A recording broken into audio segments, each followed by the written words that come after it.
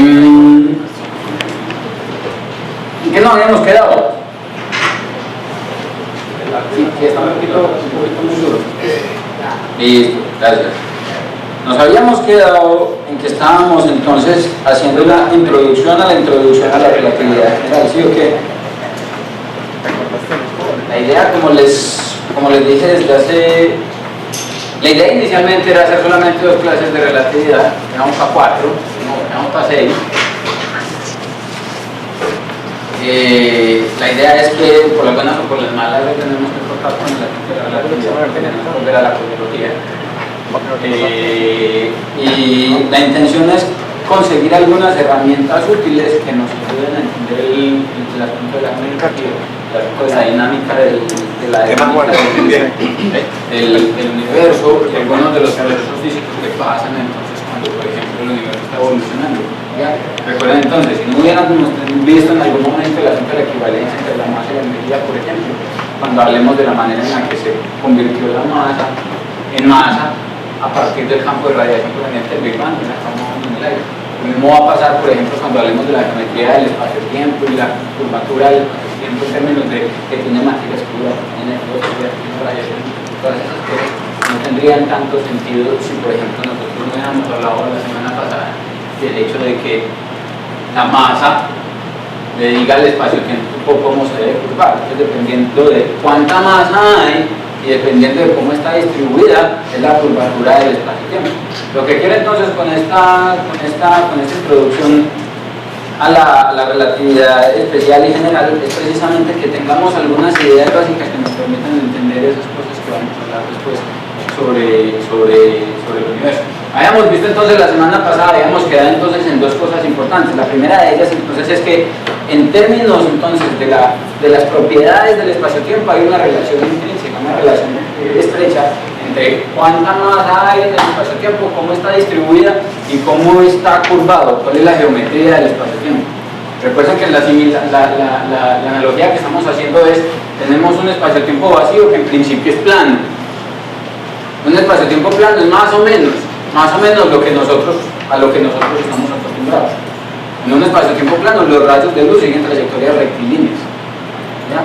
En un espacio-tiempo curvo, como vimos la semana pasada, los rayos de luz ya no siguen trayectorias rectilíneas, sino que siguen trayectorias curvas, donde esas trayectorias curvas están determinadas por la geometría del espacio-tiempo, y la geometría del espacio-tiempo a su vez está determinada por la masa que hay contenida en el espacio-tiempo. Entonces habíamos llegado a la conclusión en efecto de que la masa le dice al espacio-tiempo cómo se debe curvar, pero también habíamos visto entonces que el espacio-tiempo, curvo o no curvo en términos generales, dependiendo de las características del espacio-tiempo, entonces el espacio-tiempo le dice a las partículas cómo se deben mover.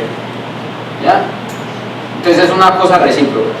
La masa modifica el espacio-tiempo y el espacio-tiempo le dice a la masa cómo se debe mover.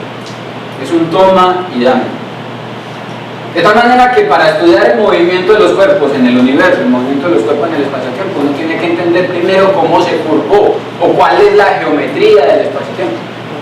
Entendiendo cuál es la geometría del espacio-tiempo, uno sabe entonces qué es lo que le va a decir el espacio-tiempo a las partículas cuando necesita que ellas se muevan. Mueva hacia así, mueva hacia allá. Si el espacio-tiempo es plano, le va a decir muévanse siguiendo trayectorias rectilíneas. Si el espacio-tiempo es curvo, el espacio-tiempo le va a decir entonces a las partículas muévanse siguiendo trayectorias curvas con estas o estas características. Estas o estas características dependen de cómo está distribuida la masa. Por ejemplo, supongamos que en lugar de poner 2 bolas de boliche aquí, ¿son bolas de boliche lo que estamos poniendo aquí? Sí. Supongamos que en lugar de poner una bola de boliche ponemos 2. Si en lugar de tener una, ponemos una acá y ponemos otra acá, la geometría del espacio-tiempo inmediatamente cambia. Y las trayectorias que van a seguir las partículas en ese espacio-tiempo van a ser completamente distintas a cuando el espacio-tiempo estaba vacío, a cuando tenía una sola bola de boliche, y es completamente distinta cuando tiene 2, o 3, o 4, o 20, o 1000. Entonces depende de la masa y de cómo esté distribuida la masa que van a estar dadas las propiedades del espacio-tiempo, y por tanto la dinámica de las cosas dentro de ese espacio-tiempo. Entonces, por eso es que está esa relación tan estrecha entre la masa, la forma como están distribuidas y las características del movimiento de los cuerpos adentro y en general del movimiento de ese universo común. ¿Estamos? Entonces, en eso fue en lo que nos habíamos quedado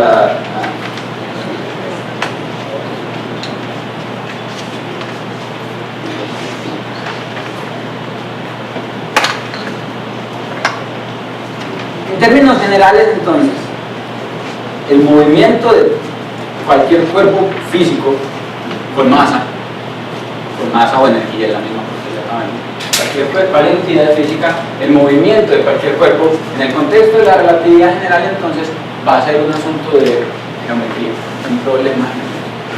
Resolver el problema del movimiento de una partícula que cae libremente en un campo gravitacional es equivalente a resolver un problema geométrico en el que tenemos que encontrar cuál es la geometría del espacio-tiempo que le está diciendo a las partículas muévanse de esta forma o muévanse de la otra. Entonces uno ya no resuelve ecuaciones de movimiento, uno resuelve ecuaciones geométricas y busca conseguir entonces con esas ecuaciones geométricas cuáles son las trayectorias que deberían seguir las partículas en el espacio-tiempo y a partir de ahí conseguir entonces el movimiento del sistema. Evidencias de estas dos afirmaciones que acabamos de hacer, que son el corazón de la relatividad general. La primera de ellas y la más robusta de ellas es este experimento. Hubo dos experimentos que permitieron verificar la relatividad general básicamente inmediatamente después de su formulación. El primero de ellos es el de la precesión del periodo de Mercurio. Ustedes recuerdan que toda la discusión la iniciamos con este problema y era que la posición del periastro o la orientación del semieje mayor de la órbita de Mercurio va a ser, y les recordaba que les decía, si usted hace los cálculos newtonianos, no obtiene que la precesión predicha era esta, pero la observada era esta. Había unos cuantos segundos de arco, una cojonésima de nada, una bobada. 43 segundos de arco perdido. 43 segundos de arco perdidos que no era posible recuperar utilizando la mecánica newtoniana. La primera verificación de la relatividad general en 1917 fue precisamente el cálculo exacto de la precesión del perihelio de Mercurio utilizando las ecuaciones de campo de Einstein. Einstein mismo cogió las ecuaciones de campo, resolvió el problema del movimiento de Mercurio alrededor del Sol y predijo o verificó que en efecto la precesión del semieje mayor de la órbita de Mercurio es de 574 segundos de arco por siglo. Preciso, cerrado y exacto.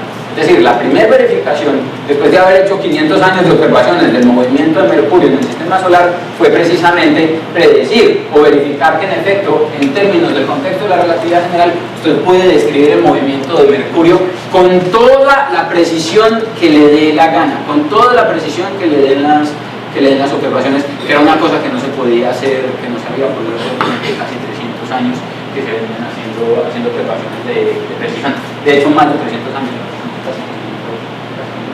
Esta es entonces la primera verificación del formalismo relativista. Pero la segunda verificación, que es la más famosa de todas, es la que está asociada con el experimento de Sir Arthur Eddington en 1919, que hizo la observación de una predicción, una cosa que sí no existía antes de que existiera la relatividad general, y era la modificación de las trayectorias de luz.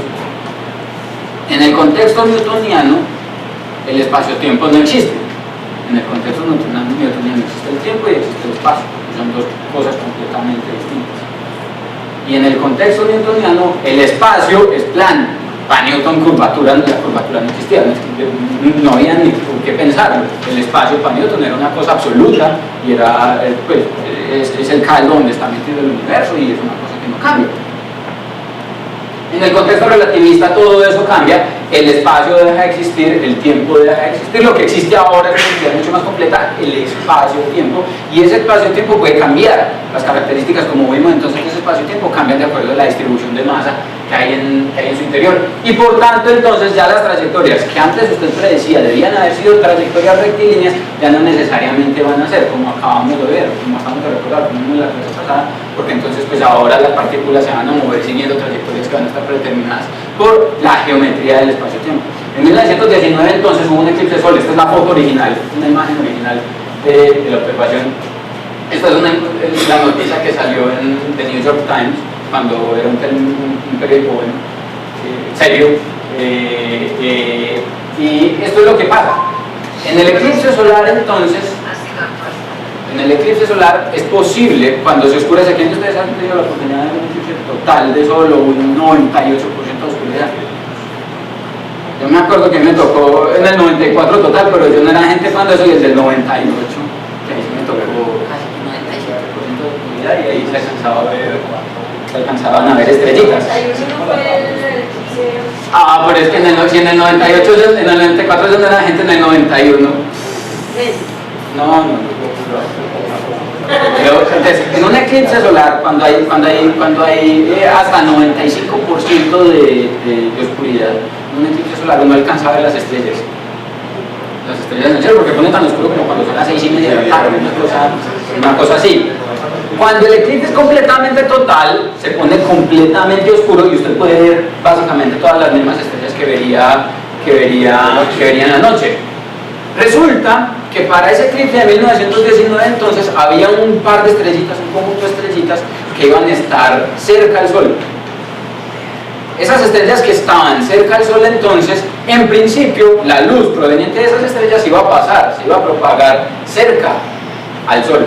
Propagarse cerca al Sol querría decir que la trayectoria rectilínea predicha por la mecánica newtoniana podía resultar modificada por la presencia del Sol, simplemente porque la presencia del Sol modifica el espacio-tiempo alrededor, de tal manera que probablemente las posiciones de las estrellas en el cielo se iban a ver modificadas un poquitico.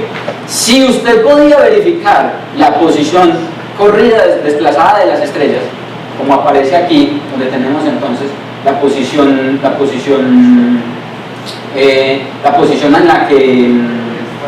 que debería estar la estrella y la posición en la que realmente apareció la estrella. Entonces las cartas astronómicas, los catálogos astronómicos decían, esta estrella debía haber estado en esta posición, y se observaba en una posición distinta. Si uno lograba medir este desplazamiento y corría los cálculos utilizando las ecuaciones de Einstein, podía verificar si estos desplazamientos, primero, ver estos desplazamientos diferentes de cero, querría decir, o se movieron las estrellas, o en efecto Einstein tenía razón. Ya si los números no cuadran, pues miramos cómo macheteamos las ecuaciones. Lo primero que se observó fue que en efecto las estrellas no estaban en la posición que se esperaba, estaban desplazadas. Y lo segundo que se observó es que en efecto el desplazamiento coincidía exactamente con lo que predecía la relatividad general. Visto en perspectiva, esto es lo que está pasando con los rayos de luz. Mire, usted está aquí. Recuerde que cuando usted mira el cielo, lo que usted ve es la proyección de todos los objetos a la misma distancia.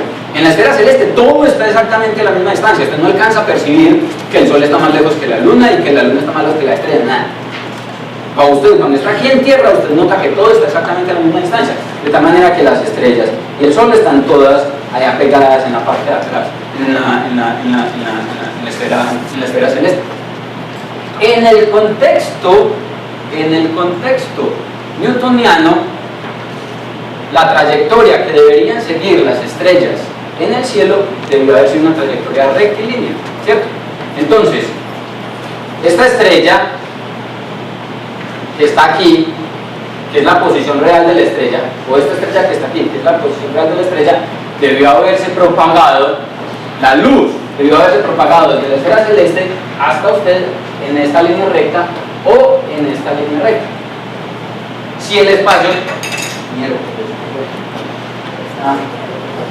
el espacio-tiempo fuera plano, ¿sí o no?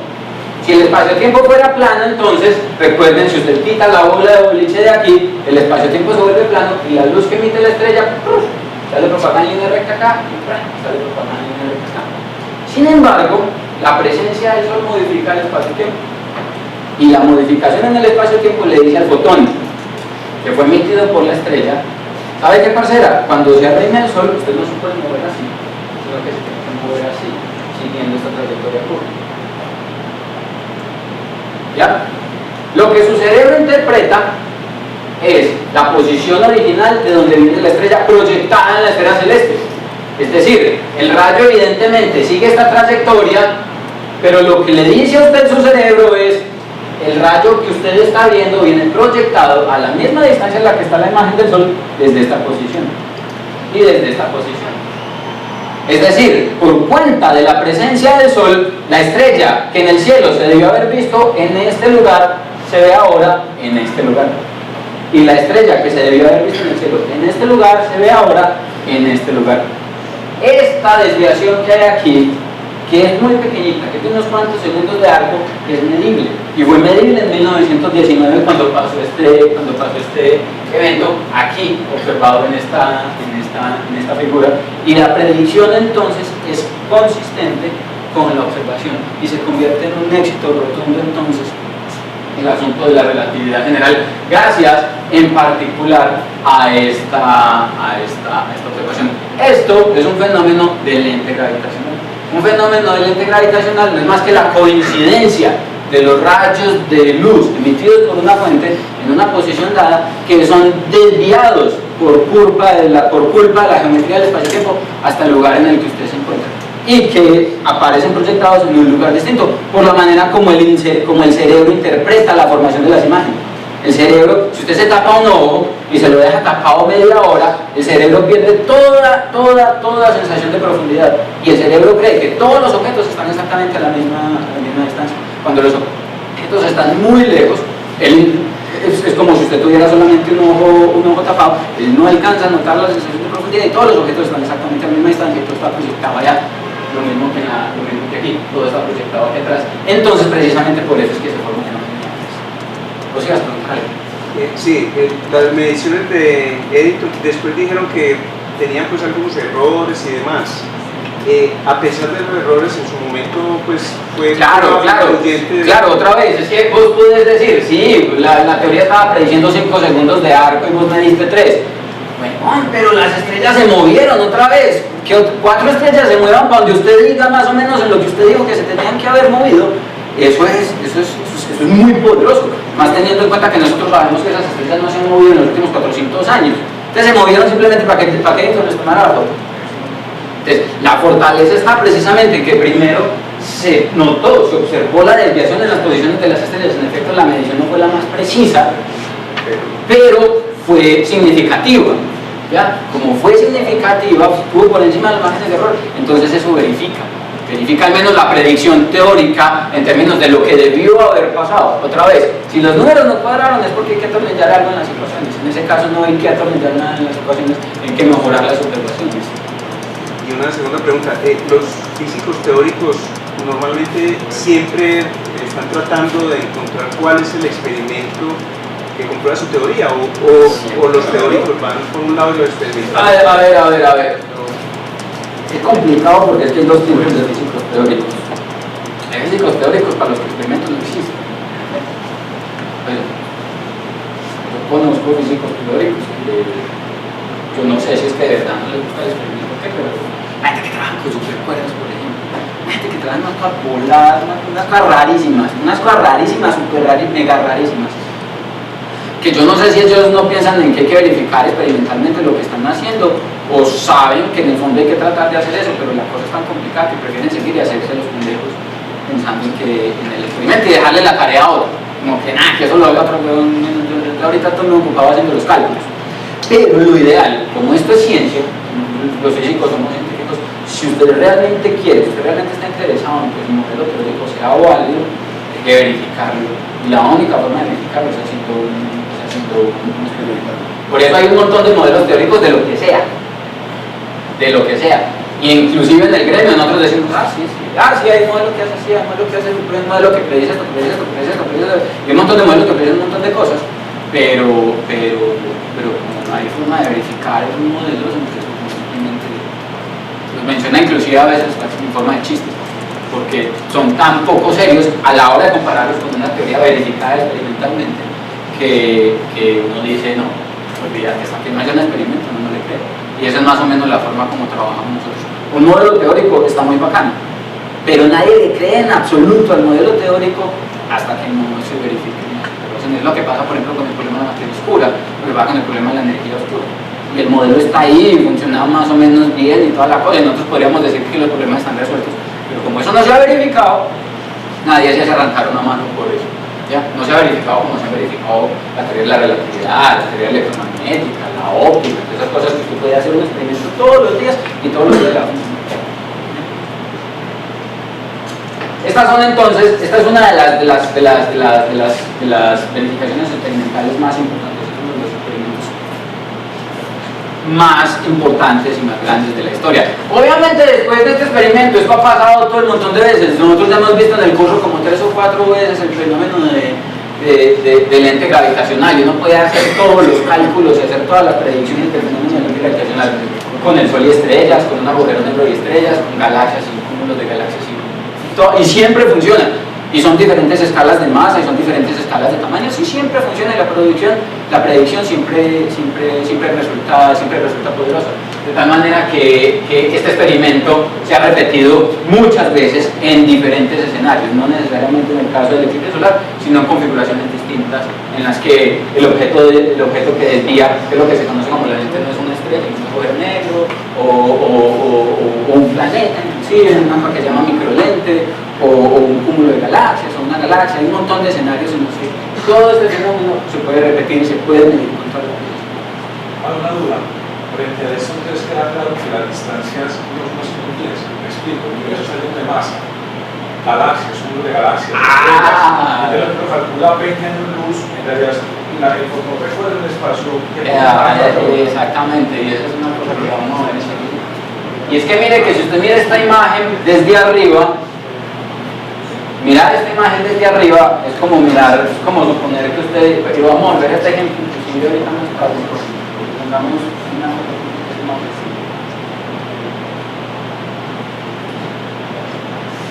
pongamos que esto es Colombia, y aquí está Medellín, y aquí está Bogotá. ¿Sí o qué? ¿Cuál es la distancia entre Medellín y Bogotá? Depende del tamaño. Si usted se va en avión, pues si usted se va, o pues si usted se va en línea recta, pues si usted se va en carro. Si usted se va en carro son 800 kilómetros. Si usted se va en línea recta, como 250 kilómetros. Si usted se va en carro, son casi 800 kilómetros.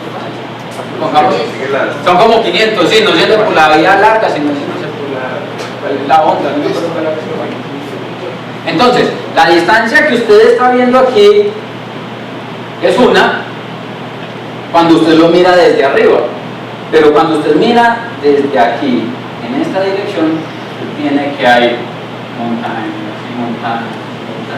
Si Medellín está aquí, usted tiene que subir, y puede trabajar, y vuelve a subir, y vuelve a trabajar, y por viajar por todos lados. Entonces, la geometría del espacio, si esto suponemos que es un espacio-tiempo dos-dimensional, la geometría de este espacio-tiempo impone condiciones sobre la partícula, que en este caso es un carro, poner condiciones sobre la geometría del espacio-tiempo que hacen que la distancia que este señor mide sea distinta a la que un observador lejano alcanza. Y hay diferencias entonces en esas condiciones. En efecto, las distancias que uno mide en astrofísica, en el caso general en cosmología, tienen que estar bien determinadas en términos de que, ¿usted de qué distancia me está hablando? ¿La distancia recta que está asumiendo que hay aquí? ¿O la distancia real que viajaría un fotón, que es el que se tiene que meter por aquí, caer dentro del pozo potencial y volver a salir?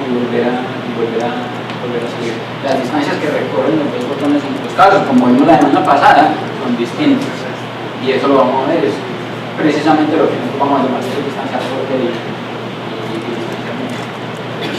Cuando hablamos de esto, ¿a cuál menos luz no hay que intentar nada de eso? No, eso solamente funciona cuando está pensando en el universo grande, a gran escala. Cuando usted, toda la vida usted ha creído que la luz se propaga en línea recta, y así ya funcionó. Quiere decir que el universo más o menos en donde nosotros vivimos es más o menos plano. Es decir, otra vez, si este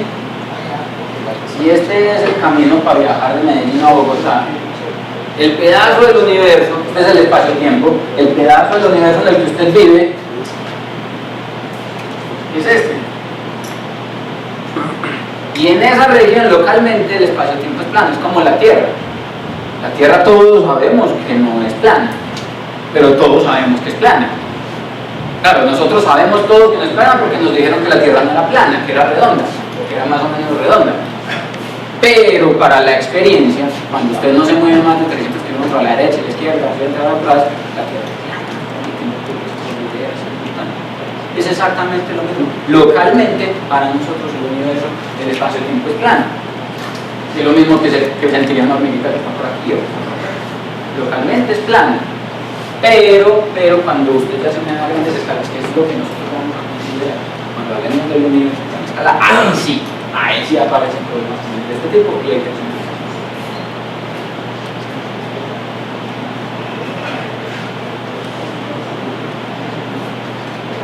Bueno, ahora hay que entrar en una cosita que es un formalismo que es interesante, es una discusión filosófico-metafísica y aquí nos podemos quedar peleando un día. Por favor, no nos vamos a quedar pensando otra vez en el pensamiento, ¿dónde está pescando? No está todavía.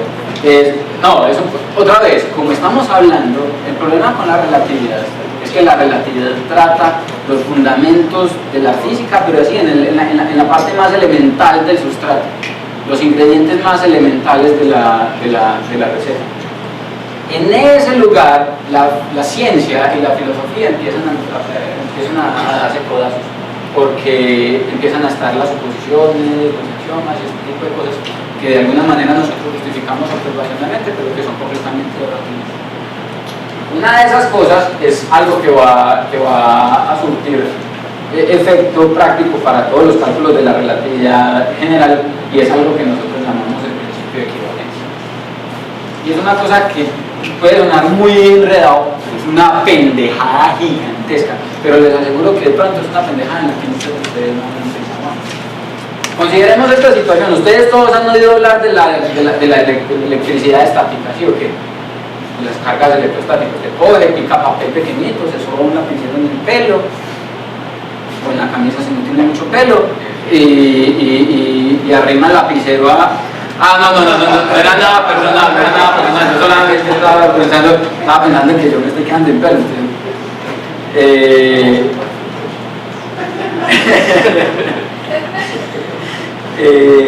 Usted arrima el lapicero a los pedacitos de papel y los pedacitos de papel se levantan. Todos ustedes ya saben que los pedacitos de papel están quietos en reposo sobre la superficie de la mesa, y para que ellos se muevan tiene que aparecer una fuerza que los haga mover. Sí, ok, a todos nosotros eso es claro. De tal manera que lo que tiene que pasar para que los pedacitos de papel se levanten cuando usted le arrima el lapicero es que haya una fuerza que los atrae hacia el lapicero. Eso es electricidad estática. Hay un desplazamiento de cargas de un lado a otro que hace un pedacito de material que carga positivamente, el otro que con una carga efectiva negativa, y cargas de signos opuestos se atraen o cargas de signos iguales se repelen. Eso dice la ley de Coulomb. Específicamente uno puede medir la intensidad de esa fuerza. Si usted tiene entonces una distribución de partículas, la carga total Q que hay guardada aquí, y otra distribución de partículas aquí, esto puede ser el lapicero y esto puede ser los pedacitos de papel, con una carga total Q diferente, la fuerza con la que ellos se atraen va a ser directamente proporcional a las magnitudes de esas cargas. Entre más cargadas eléctricamente estén las dos partículas, las dos sistemitas, mayor va a ser la fuerza de atracción. Pero también va a ser inversamente proporcional a la distancia que los separa, es decir, entre más lejos estén, más débil va a ser la interacción entre ellos. Nosotros llamamos a eso la fuerza de Coulomb, y miren que establece precisamente eso. Cuando estas dos cargas, la carga de esta o la carga de esta crecen, la fuerza que las atrae mutuamente crece, pero cuando la distancia que las separa crece, que sería esta cosa que aparece aquí, la fuerza que las atrae, decrece. Es muy parecida a la fuerza gravitacional, simplemente que con cargas eléctricas. ¿Ya? En particular, nosotros escribimos, yo les estoy diciendo, la fuerza que las atrae es igual a la carga de una por la carga de otra sobre la distancia al cuadrado multiplicado por una constante.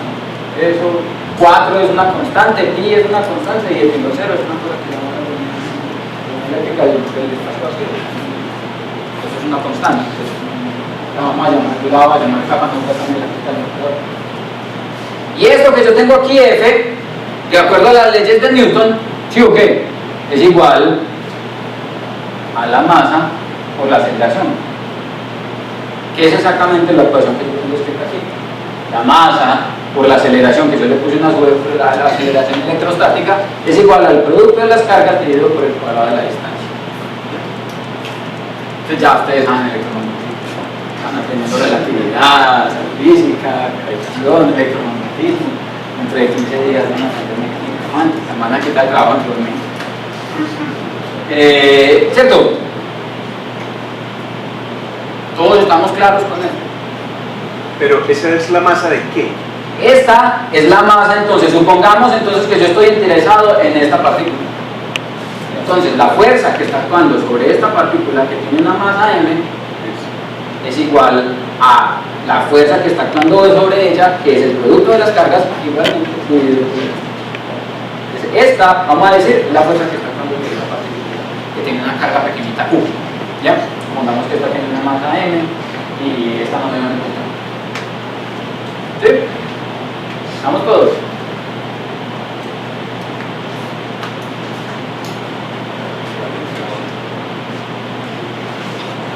Miren que esto es exactamente lo mismo. Miren.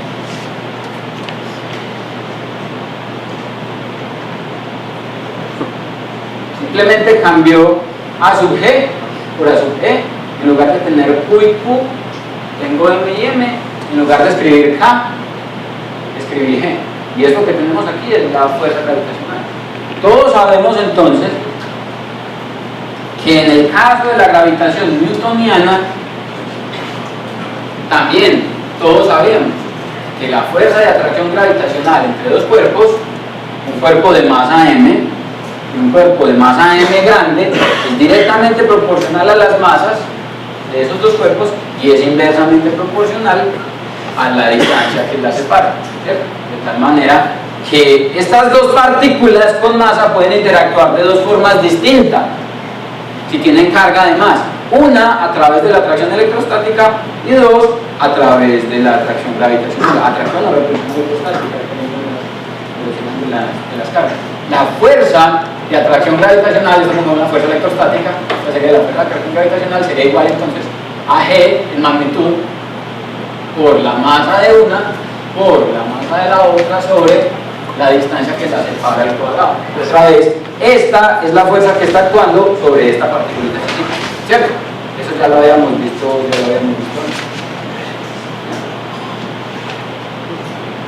¿Por qué coloco usted ya carga gravitacional? Exactamente, ahí va la pregunta entonces.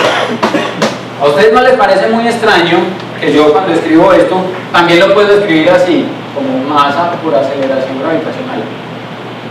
Y que aquí aparece la masa a un lado, pero no aparece a este. Pero aquí aparece la masa a un lado y también aparece a este. ¿Eso no les parece extraño?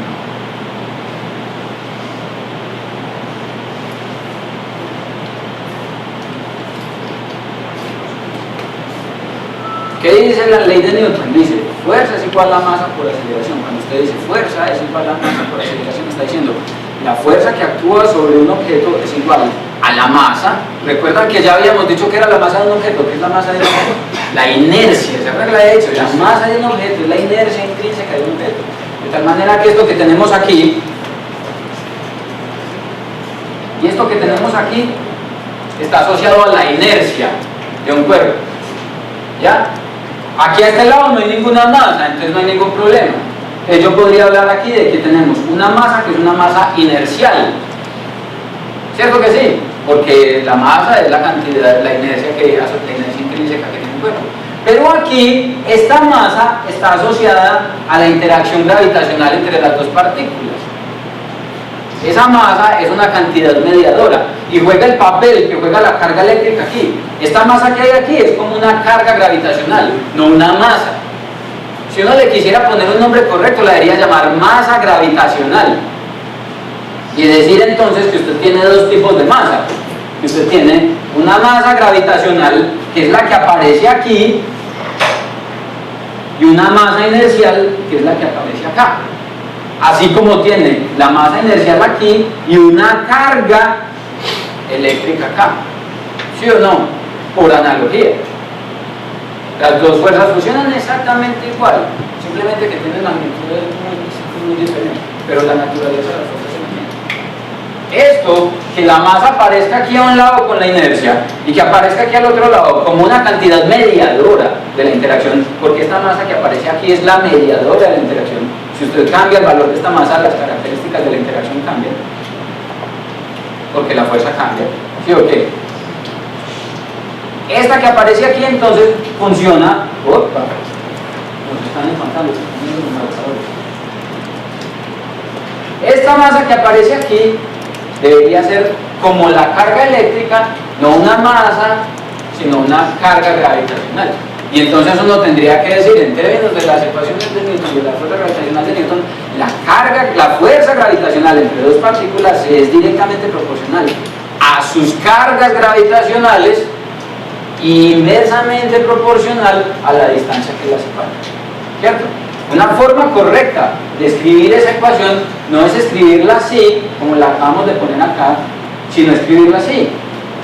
La masa inercial es igual a la masa por la aceleración gravitacional, la fuerza gravitacional, es igual a la masa gravitacional, que es la carga gravitacional, el producto de las cargas gravitacionales, dividida por la distancia que la separa al cuadrado. Entonces, masa inercial y masa gravitacional no son la misma cosa, no necesariamente de manera conceptual. ¿Por qué? Porque una partícula que tenga masa podría no necesariamente estar interactuando gravitacionalmente y seguir existiendo. ¿Sí o no? La masa gravitacional en principio no existiría si usted no está interactuando con nadie más. Pero la masa inercial asociada a la inercia intrínseca del objeto existe porque sí, porque el objeto está ahí. ¿Ya? De tal manera que no necesariamente tienen que ser la misma cosa, al menos no conceptualmente. Lo que dice Einstein precisamente es eso. Hay dos cosas distintas en términos del concepto. Una cosa es la masa inercial asociada a la propiedad intrínseca del cuerpo y otra la masa gravitacional asociada a la interacción gravitacional del cuerpo. Y esas dos masas son conceptualmente distintas cuando usted las mira ahí con los ojos de Dios. La pregunta es cuánto vale cada una con respecto a la otra. ¿Es claro cuál es la diferencia conceptual entre la masa inercial y la masa gravitacional? La pregunta es entonces, ¿cuál es la relación entre ellas? La relación entre ellas es que puede que sean iguales, puede que no sean iguales. Si uno hace los experimentos, de hecho, puede medir la razón entre la masa inercial y la masa gravitacional. Y todos los experimentos que se han hecho, con balanzas de torsión, pero hay un montón de experimentos que se han hecho, han demostrado que la razón entre la masa inercial y la masa gravitacional es una constante que es igual a 1. Numéricamente, la masa inercial y la masa gravitacional son iguales, pero conceptualmente son distintas. ¿Por qué meto este problema acá? Si vale la misma cosa, ¿para qué me meto ese chicharrón en la cabeza? Porque es que, como conceptualmente nosotros vamos a ver que la gravitación newtoniana no es correcta, nosotros no vamos a hablar de masa gravitacional, porque la interacción gravitacional no existe. Lo que existe es el movimiento de las masas inerciales a lo largo de las trayectorias determinadas por la geometría del espacio-tiempo, en trayectorias que nosotros vamos a llamar trayectorias inerciales. ¿Ya? Entonces por eso tenemos que aclarar el hecho de que esta masa que aparece aquí es distinta conceptualmente a la que aparece acá. ¿Ya? ¿Sí? El principio de equivalencia, que es una cosa, una idea fundamental en la relatividad general, establece entonces precisamente la igualdad numérica numérica, más no conceptual, entre la masa inercial y la masa gravitacional. El principio de equivalencia establece entonces que la masa gravitacional es igual a la masa inercial numéricamente.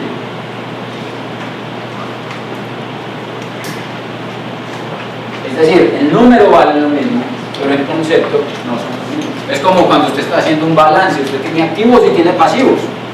Suponga que tiene 1.000.000 de pesos en activos y tiene 1.000.000 de pesos en activos, en pasivos, activos y pasivos. Numéricamente tienen el mismo valor, pero conceptualmente son dos cuentas completamente distintas.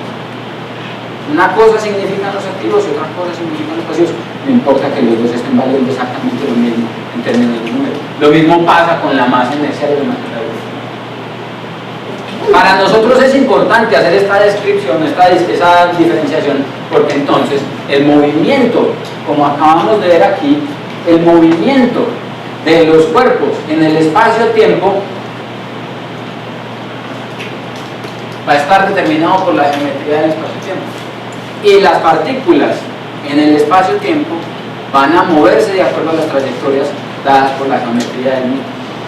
En el espacio-tiempo vacío, las trayectorias que siguen los cuerpos son líneas rectas. ¿Sí o qué? ¿Recuerdan cuando hablábamos del principio de la inercia? Un cuerpo, inercia quiere decir que un cuerpo que esté moviéndose en línea recta con velocidad constante se va a seguir moviendo en línea recta con velocidad constante. Eso solamente pasa si el espacio-tiempo es plano. Si el espacio-tiempo es curvo, esas trayectorias inerciales asociadas a los cuerpos, es decir, las trayectorias que siguen las partículas que no están sometidas bajo la acción de ninguna fuerza, ya no son líneas rectas, sino que son trayectorias curvas. Las trayectorias inerciales entonces ya no son líneas rectas, sino trayectorias curvas que dependen de la geometría del espacio-tiempo. Esto, que es un fenómeno completamente gravitacional, muestra entonces que la gravitación no es una fuerza, es simplemente un fenómeno geométrico en el cual las partículas con masa se mueven siguiendo trayectorias inerciales, donde la forma de esas trayectorias inerciales depende de la geometría del espacio-tiempo. Y esas trayectorias inerciales son seguidas por esta partícula de masa inercial, no porque haya una fuerza que esté jalando al fotón. Entonces, el fenómeno del ente gravitacional está mal interpretado cuando uno dice que es que hay un campo gravitacional aquí atrayendo al fotón, que hace que el fotón, en lugar de irse en línea recta hacia arriba, ¡pum!, se doble y se sienta atraído hacia la Tierra o hacia el Sol en ese caso. Eso es mentira. No hay ningún campo gravitacional porque el Sol no está ejerciendo ninguna fuerza sobre el fotón. El Sol lo único que está haciendo es modificar la trayectoria sobre la cual ese fotón, que no está experimentando ninguna fuerza por ningún otro cuerpo, se tiene que mover, que ya no es entonces una trayectoria recta. Por eso es que decimos entonces que la relatividad en general no es que establece el movimiento de los cuerpos como el movimiento geométrico de los cuerpos. Es un asunto de pura geometría. La fuerza gravitacional desaparece. En relatividad general no hay fuerza gravitacional.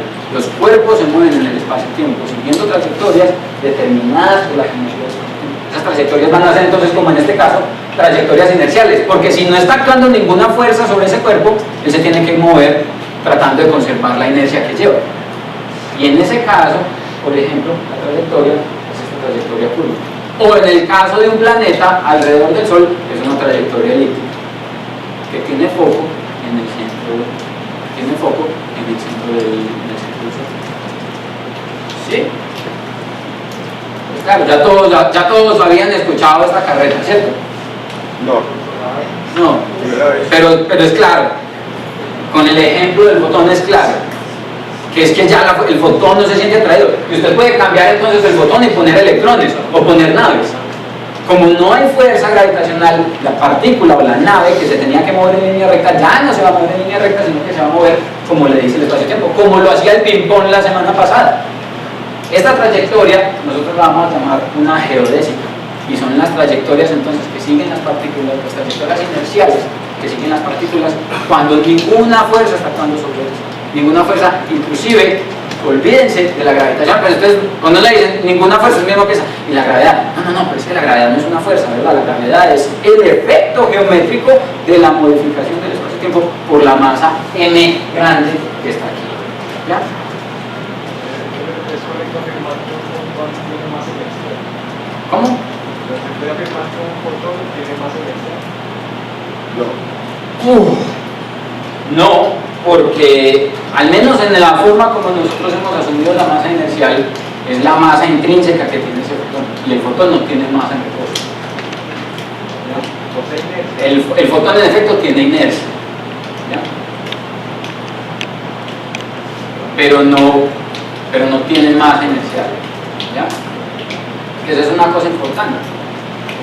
Quiere decir que inclusive cosas que no sean masa, sino energía, que son lo mismo que masa, también van a sentir exactamente el mismo tipo de perturbaciones en el espacio-tiempo que sienten los objetos los objetos con masa, que es lo que le pasa a los fotones. La única entidad en el universo que tiene esa propiedad de existir sin tener masa es precisamente el fotón, omitiendo pues que se ha verificado o no se ha verificado si los neutrinos tienen masa o no, estas cosas.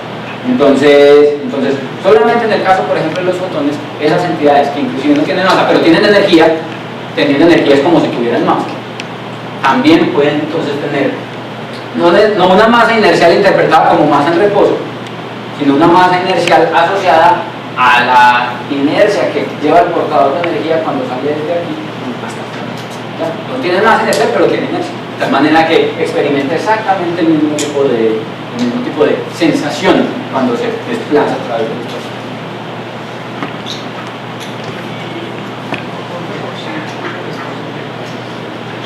El fotón puede curvar el espacio-tiempo. Sí. Como tiene energía, recordemos, usted puede cambiar este bonais de sol por un bonais de energía, la energía equivalente al sol. Y en efecto, si usted pone ahí una nube de energía, como están en las películas, tipo una bola de energía, una bola de energía ahí, eso curvaría el espacio-tiempo. El asunto es que la cantidad, recuerden que lo que describíamos la semana pasada era la cantidad de curvatura es directamente proporcional a la cantidad de masa. Si la masa que usted tiene es muy pequeñita, entonces la cantidad de curvatura es muy pequeñita. Y comparado con absolutamente con cualquier objeto, la curvatura que introduce un fotón en el espacio-tiempo es prácticamente nula. De manera que, siendo conceptualmente hablando, sí puede curvar el espacio-tiempo, pero en términos prácticos la cantidad de curvatura es pequeña. En el ambiente, digamos, en ese ámbito que estoy explicando, que hay una nave, que hay un planeta, que la posición de los nubes, pues digamos que la modificación del espacio-tiempo y el tema de la gravedad, uno lo explica, y simplemente se está moviendo en este sector. Pero en el ambiente aquí local, donde decís que existemos la gravedad, ¿cómo se puede explicar, por ejemplo, la caída de un objeto sin gravedad, sin fuerza? Y la velocidad de escape, entonces, ¿por qué la velocidad de escape no puede mover eso? Aquí sí funciona, claro que sí funciona, claro que sí funciona. Otra vez, miren, ¿cuál es la trayectoria que sigue, la trayectoria inercial que sigue el fotón? Aquí, la que le dice, vea, salga de la estrella, coja esta curva y llegue al observador. Inclusive sobre la superficie de la Tierra, miren, ¿cuál es la diferencia entonces? Si yo tengo, este es el planeta, este es el Sol, ¿cierto? Si yo emito el fotón desde aquí, ¿cierto? Él hace esto. Si yo emito el fotón desde aquí, él hace esto. Emito el fotón desde aquí, él hace esto. Si yo emito el fotón desde aquí, entonces yo tiro el fotón desde aquí,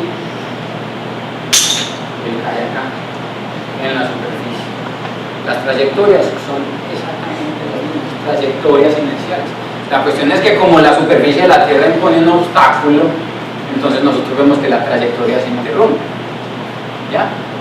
Eso es lo que pasa, por ejemplo, eso es lo que pasaría, por ejemplo, lo que dicen que usted no puede, o que los fotones no salen de la superficie de un agujero negro, suponiendo que la superficie exista. Si simplemente porque no pueden escapar. Que no pueden escapar es precisamente que si usted mete un fotón de la superficie, el fotón sigue una trayectoria que vuelve y lo lleva a la superficie del agujero negro, entonces esa cosa nunca va a salir. ¿Ya? El problema es exactamente el mismo. La cuestión es que las trayectorias se cierran sobre la superficie de la Tierra y hacen que eso que usted vio, esa parábola que uno vio ahí, es una trayectoria inercial asociada a la geometría del espacio-tiempo alrededor de la Tierra, muy cerquita de la Tierra.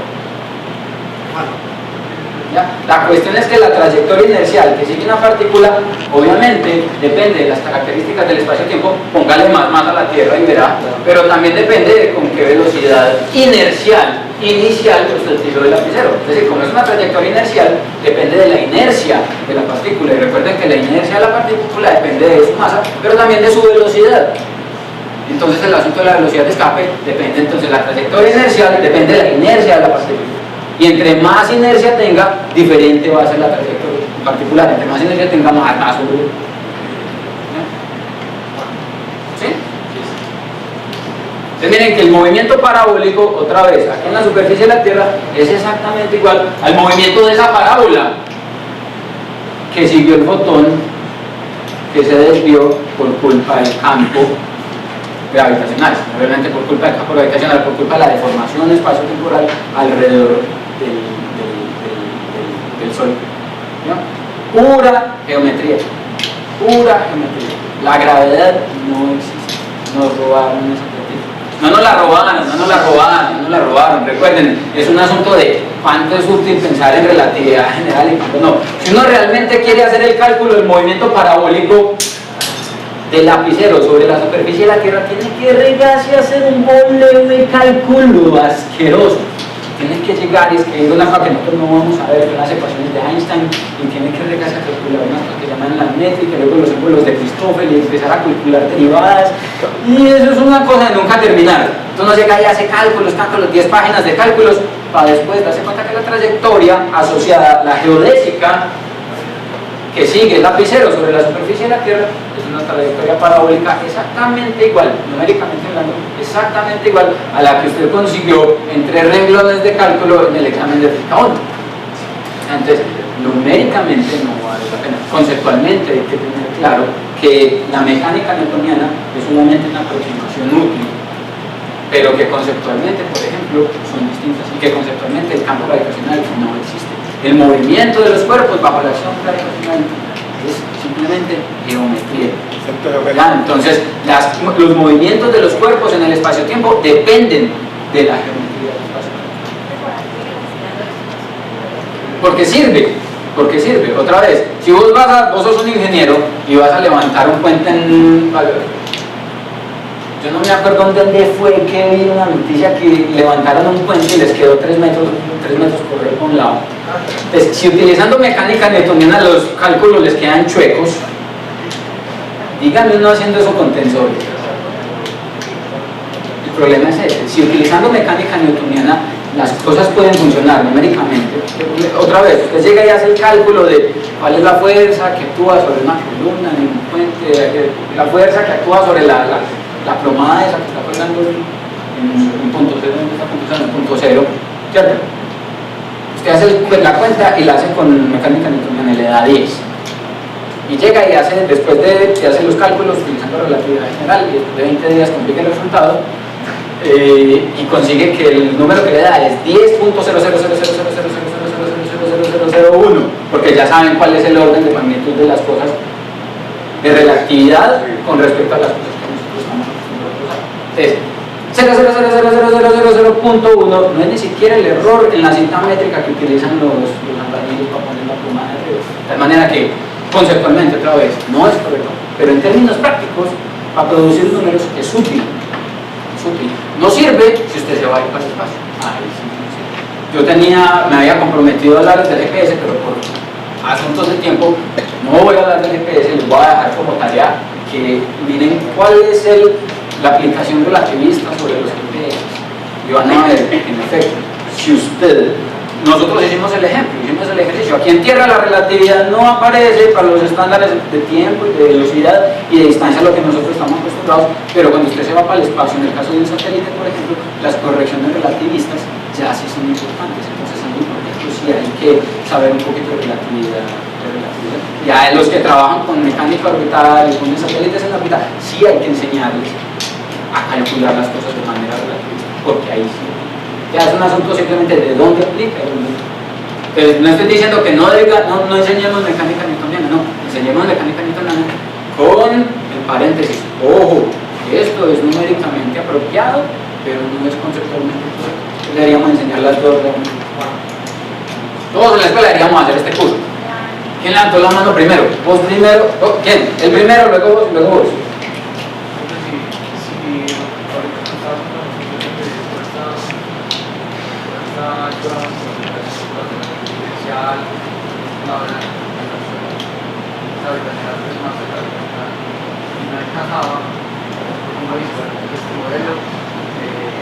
Funciona a base de esa probabilidad, pero entonces no puede uno calcular ese tipo de funciona decir que fuerza igual a masa igual a la integración de cambios de posición correcta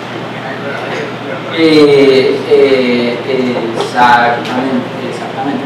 Pero el problema ahí no va tanto en que fuerza igual a masa por aceleración sea igual a producto de las cargas, porque es que el conflicto ahí está en que la masa está siendo parte y parte, está siendo mediadora de la interacción y simultáneamente, asumiendo que es mediadora de la interacción y simultáneamente propietaria de las características de movimiento del cuerpo.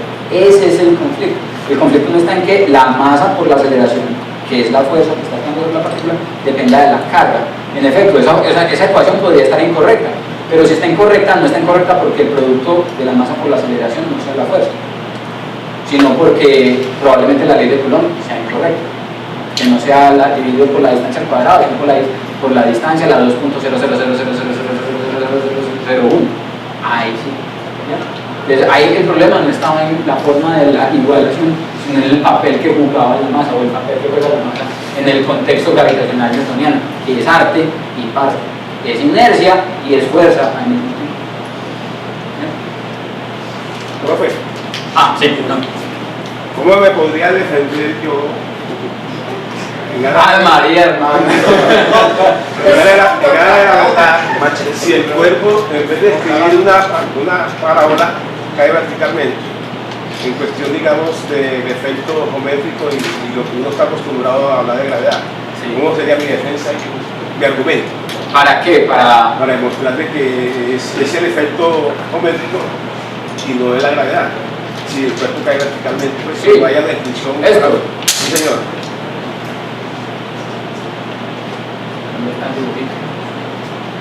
Entonces, me gusta mucho este dibujo porque es que sirve para todos. Entonces, mire que la forma de movimiento otra vez depende de la inercia. Es decir, en este caso la inercia aquí es cero, entonces simplemente cae linealmente. En este caso la inercia hace que inicialmente haya un movimiento en esta dirección.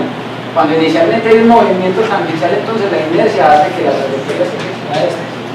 Pero cuando inicialmente la inercia es cero, es decir, la partícula simplemente está ahí, quieta, ella está parada acá, y ella se va a mover siguiendo esta trayectoria. Esta trayectoria no es necesariamente una línea recta.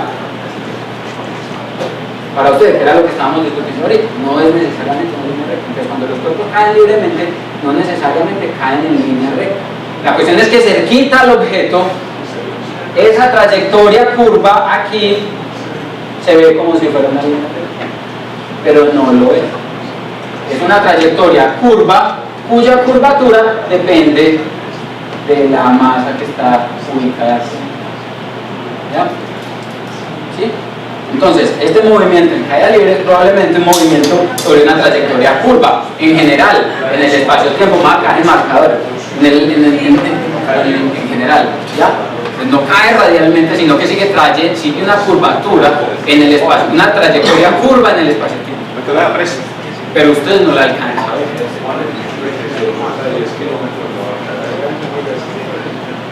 Pero eso es por hora. cuando si las geodésicas son iguales a parábolas. Son las trayectorias, no son iguales a parábolas, son las trayectorias.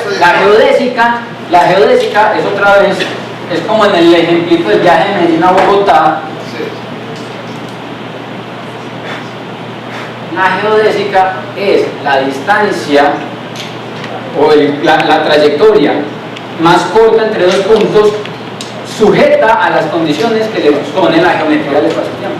En este caso, la distancia entre Medellín y Bogotá, usted me dijo, era esta, pero no, con una hormiga que se puede mover sobre este espacio-tiempo, esta sería la distancia más corta, y esa sería la geodésica. Bueno, entonces, y entendiendo las diferencias conceptuales, se puede decir que la Tierra curva el espacio-tiempo y le dice a las partículas cómo se ven. Exactamente, eso es lo que estamos diciendo desde hace 8 días. Y si lo tienen, no, pero me parece perfecto, ya lo entendió. ¿Quién más lo entendió? O sea, la Tierra es la que, en efecto, la Tierra es la que determina las características de la geodésica. ¿Ya? Entonces, si usted cambia la Tierra y pone a Marte en ese lugar, las trayectorias van a cambiar, porque cambió la forma de la Marte. Acá tenemos una luna, Ya me van a cortar. Creo que ustedes se sientan por la noche. Entonces, consideramos la gravedad de las fuerzas simplemente la deformación del espacio. Y también sabemos que la interacción entre las partículas se puede cuantizar. Pero, ¿por qué el gravitón se considera No hablemos de gravitones y no hablemos de mecánica cuántica cuando estamos hablando de relatividad general, porque es que ellos no comparten. Entonces, si ya estamos apuntando que nuestro funcionamiento del tiempo varía, no hay necesidad de pensar en que la gravedad transfuerza en puntos específicos, pero no es fundamental de esta manera, porque hay otras gravitacionales. Porque hay ondas gravitacionales.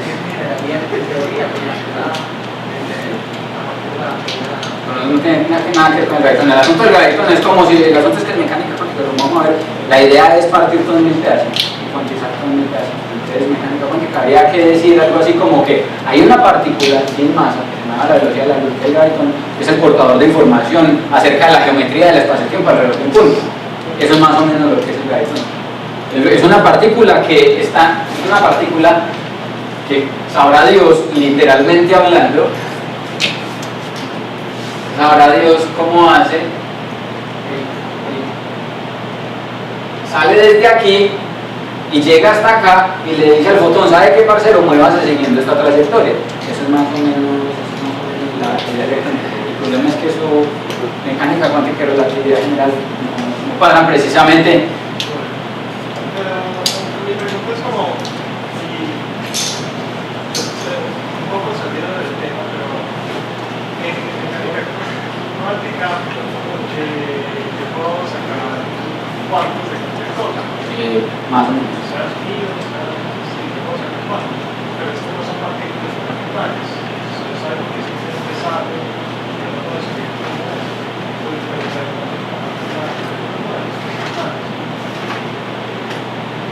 Salimos de eso ahorita en el tema.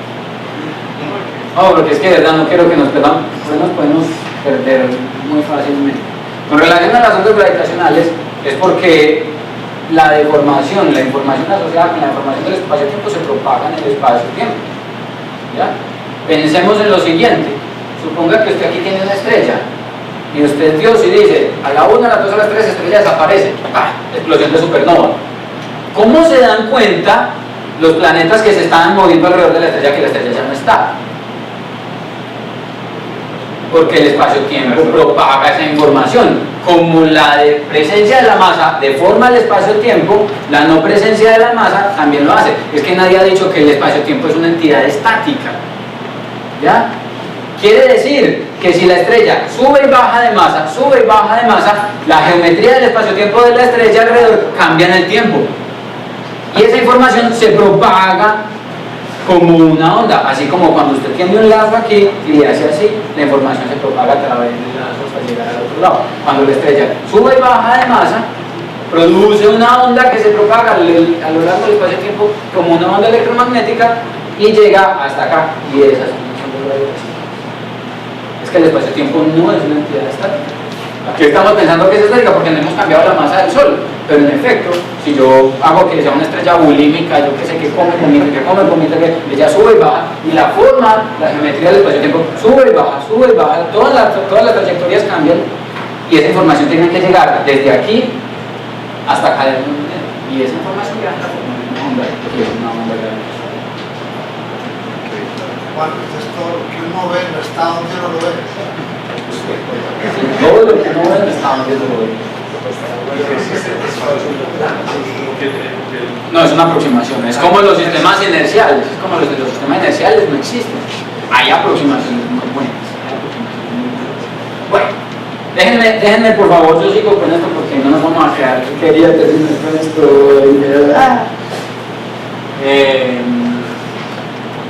Ahora entonces, miren que todo lo que habíamos hablado de relatividad especial metía sistemas de referencia inerciales, ¿sí o qué? En un sistema de referencia inercial habíamos dicho cero aceleración, pero la masa, la caída libre de un objeto implica una aceleración. El hecho que ya no haya una fuerza, actuando sobre la partícula no quiere decir que nosotros no estemos viendo que en efecto la partícula está acelerada, porque en efecto la velocidad aquí es cero y la velocidad aquí es distinta de cero y la velocidad aquí es mayor que lo que estaba aquí. La aceleración es el cambio de la velocidad, lo que quiere decir que si la velocidad cambió, hubo una aceleración. Si hubo una aceleración, el sistema de referencia ya no es inercial. Entonces usted cómo concilia la relatividad especial con este problema de la dinámica de sistemas gravitacionales donde sí hay aceleración.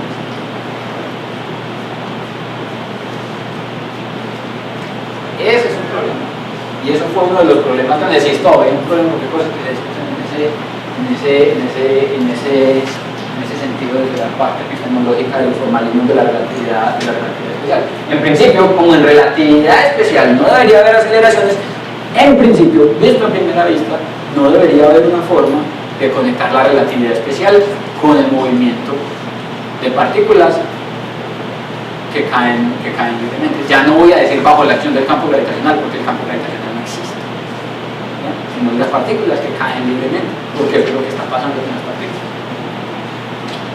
¿Cómo hacemos para sacarnos a la gravedad del camino? Pensemos en la siguiente situación. Usted está parado en un laboratorio y usted suelta una manzana. Usted ve la manzana y ella cae, ¿cierto?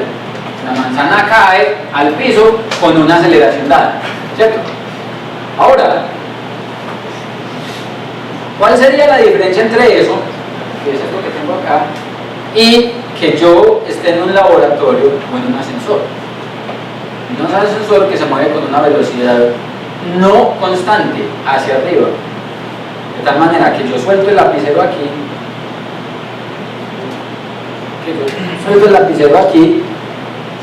y lo que yo veo como que el lapicero cae al piso es realmente el ascensor moviéndose hacia arriba, y no es el lapicero el que cae a encontrarse con el piso, sino el piso el que sube a encontrarse con el lapicero. ¿Es posible? No. ¿Usted cómo se da cuenta cuál de las dos? Usted lo encierran entonces en una caja. Entonces usted ya no lo meten en un laboratorio, sino que lo meten en un ascensor. Metido en el ascensor, con las ventanas cerradas, con todo cerrado, suficientemente cómodo, con música si quiere, usted hace el experimento y usted no se da cuenta en cuál de las dos situaciones está. Usted no sabe si está en un ascensor que está acelerado hacia arriba a 9.8 metros por segundo cuadrado, o está quieto sobre la superficie del piso en la Tierra con una aceleración gravitacional de 9.8 metros por segundo cuadrado. ¿Cierto que sí? Usted no nota la diferencia. Lo mismo pasa, por ejemplo, si ustedes se montan en el ascensor Y ustedes, la sensación que todos queremos, pero no queremos experimentar, caer libremente dentro de un ascensor. Suponga que usted está dentro de un ascensor. Eso es muy bacano, ¿no? La sensación de vacío es muy bacana, pero usted no quiere saber que el ascensor se le contaron los cables.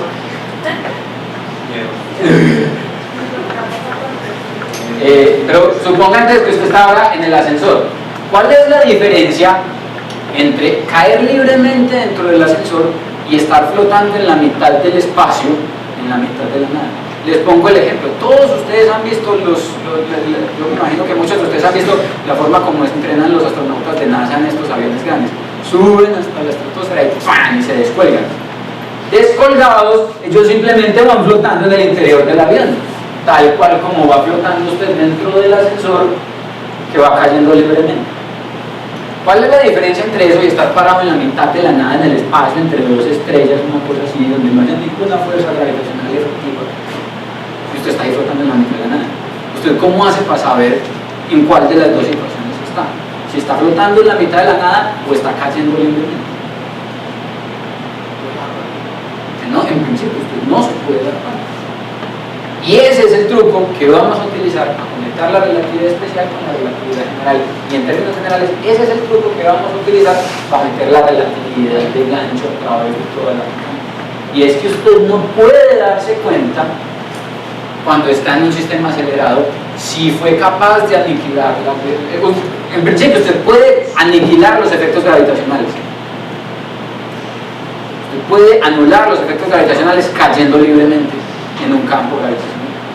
Si usted está cansado de pesar estos 70 kilos, caiga libremente, inmediatamente usted deja de pesar 70 kilos, usted pesa cero, porque usted anuló, literalmente hablando, todo el efecto de la fuerza gravitacional que aparecía por culpa de la aceleración que experimenta cayendo libremente sobre la superficie de la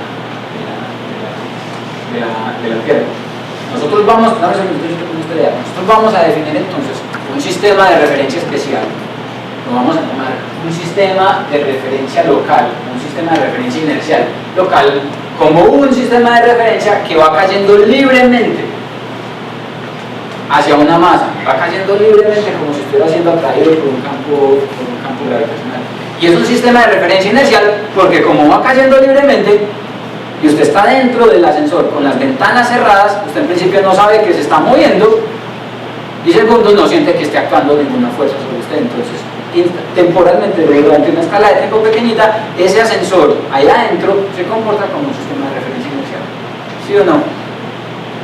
Lo vamos a llamar un sistema de referencia inercial local porque miren que si el ascensor cae aquí o cae aquí, el movimiento es distinto. Entonces el ascensor es un sistema de referencia inercial local alrededor de esta posición y luego es un sistema de referencia distinta alrededor de esta posición y luego es un sistema de referencia distinto alrededor de esta posición, porque por ejemplo cuando va cayendo de aquí a aquí la intensidad de la aceleración ha cambiado. Entonces el sistema de referencia aquí tenía una aceleración distinta a la de acá y el sistema de referencia es distinto en cada instante de tiempo. Por eso lo llamamos local, porque es entonces inercial durante una escala de tiempo muy pequeñita, durante la cual la aceleración básicamente de la caída del objeto es constante, tanto en dirección como en magnitud. ¿Ya? Y en esas condiciones entonces usted ahí adentro no experimentaría nada y usted no se daría cuenta si está siendo atraído gravitacionalmente por un objeto con masa o si está flotando en la mitad de la nada en el espacio entre dos galaxias. Profe, y todo eso que dijiste sería válido si reemplazáramos si no fuese cargado positivamente y estamos centrados en la Tierra. No, porque es que ahí sí hay una fuerza. ¿Ya? Ahí sí hay una fuerza, es decir, cuando lo que yo estoy tirando aquí, cuando lo que yo estoy tirando aquí no son fotones, sino partículas, electrones, y lo que yo tengo aquí es un núcleo atómico gigante cargado positivamente. ¿Sí? Esta trayectoria ya no sería inercial, porque una trayectoria inercial es una trayectoria que sigue la partícula cuando ninguna fuerza está actuando. Como no hay fuerza, la gravedad ya no es fuerza, esta trayectoria es inercial. Pero si aparece una partícula cargada aquí, esto también tiene una carga, aparece una fuerza, y la trayectoria que esto va a seguir ya no va a ser una trayectoria inercial. Pero uno, aún así, puede utilizar el formalismo, la relatividad general, para resolver el problema del movimiento. ¿Ya? Nosotros solamente nos vamos a concentrar en el movimiento bajo la acción, el movimiento inercial, el efecto de la gravedad, pero no nos vamos a meter con las demás fuerzas, pero se puede.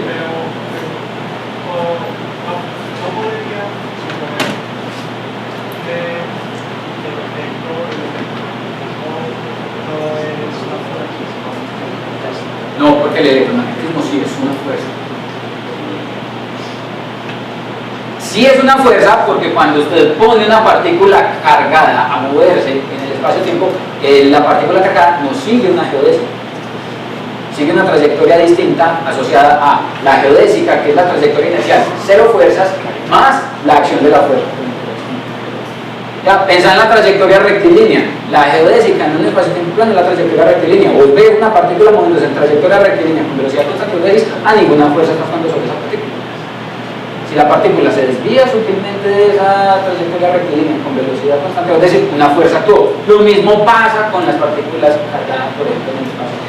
Esa ya no sigue la geodésica rectilínea, sino que sigue una trayectoria distinta. ¿Cómo? No, porque cuando uno elimina la interacción electrostática o electromagnética, se queda con la geodésica. Cuando uno elimina todas las otras interacciones, se queda con la trayectoria, con la trayectoria rectilínea.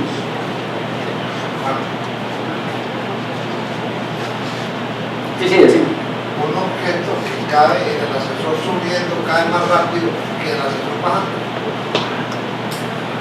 Un objeto que cae, que soltamos en el ascensor subiendo. Ah, aquí, en esta situación. Entonces vos vas cayendo libremente. Vos tenés ese control en la mano.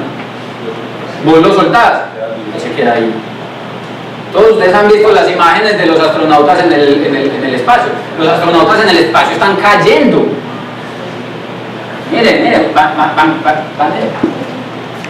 cayendo con toda al piso. Mire, cuando usted está aquí en la Tierra, usted tira una piedra aquí, ya habíamos visto, entonces ella hace esto y cae. Un astronauta en órbita alrededor de la Tierra es una cosa que usted tiró aquí y se quedó cayendo. Entonces siempre están cayendo. Y usted ha visto que los astronautas que están aquí en la Tierra cogen siempre una gota de agua grande y la gota de agua se queda donde ellos la sirven. Entonces lo suelta ahí y él se va a quedar ahí cayendo libremente como un astronauta. Entonces, todas estas cosas, según todo esto, ¿qué es lo que me mantiene pegado a la Tierra? ¿Cómo? Según todo esto, ¿qué es lo que me mantiene pegado a la Tierra si no hay una aceleración gravitacional? Si La geometría. La geometría. ¿Qué te mantiene pegado al piso? La geometría. Y es que aquí es como cuando usted tiene, suponga que esto es una taza. Es una taza y usted suelta una bolita en la superficie de la taza. ¿Por qué la bolita se va para el fondo de la taza? Porque la geometría del espacio alrededor de la bolita la obliga a quedarse ahí. ¿Ya?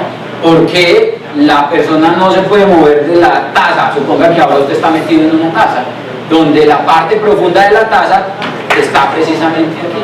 ¿Usted por qué no se puede mover? Porque la geometría de la taza en la que usted está metida no le permite salirse, lo obliga a estar siempre parado en la taza, que es aquí en la superficie. Es la geometría. Bueno. Ay, muchachos.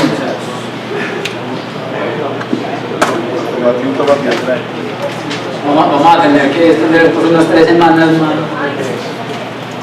O no, yo no puedo porque yo no, después de cada cálculo a los 8 días yo no voy. Vamos a tomar tinto y vamos a ver si por fin después del tinto terminamos con la relatividad general para que podamos hablar de la expansión del universo.